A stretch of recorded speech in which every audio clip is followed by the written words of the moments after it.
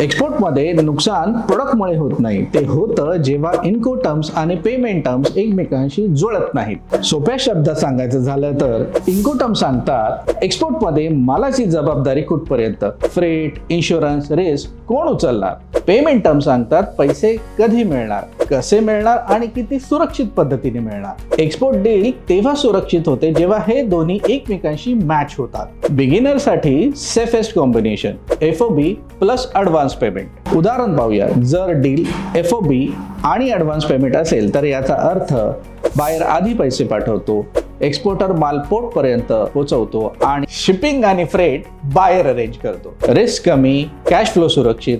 बिगिनरसाठी हा safe combination मानला जातो. का सुरक्षित आहे? कारण जबाबदारी मर्यादित आहे आणि पैसे आधीच मिळालेले असतात. मीडियम लेवल एक्सपोर्टरसाठी CIF plus letter of credit. आता दुसरा एक्झाम्पल. जर डील CIF प्लस LC मध्ये असेल तर एक्सपोर्टर फ्रेट आणि इन्शुरन्स अरेंज करतं.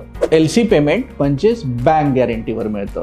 बायर बँक पेमेंट इन्शुर करतं. कंट्रोल जास्त, रिस्क खूप मॅनेज होतो, पण डॉक्युमेंटेशन खूप डिसिप्लिनने करावं लागतं. महत्वाची सूचना, LC मध्ये छोटीशी चूक झाली तर पेमेंट डिले होऊ शकतो. बिगिनरसाठी सर्वात risky option ex works plus open credit. आता dangerous example, ex works plus open credit. एक्सपोर्टरची जबाबदारी फारच कमी आणि बायर नंतर पैसे देतो. एक्सपोर्टरकडे ना कंट्रोल ना पेमेंट सिक्युरिटी. बिगिनरनी हा मॉडेल नक्कीच टाळावा. सगळ्यात मोठी चूक, सर्वात कॉमन मिस्टेक काय असते?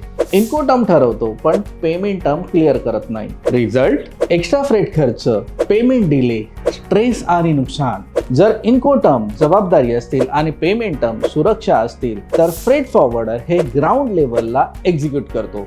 पुढच्या रीलमध्ये पाहूया एक फ्रेट फॉरवर्डर एक्सपोर्टरची रिस्क कशी कमी करतो A to Z. फॉलो करा कारण यू ग्रो वी ग्रो.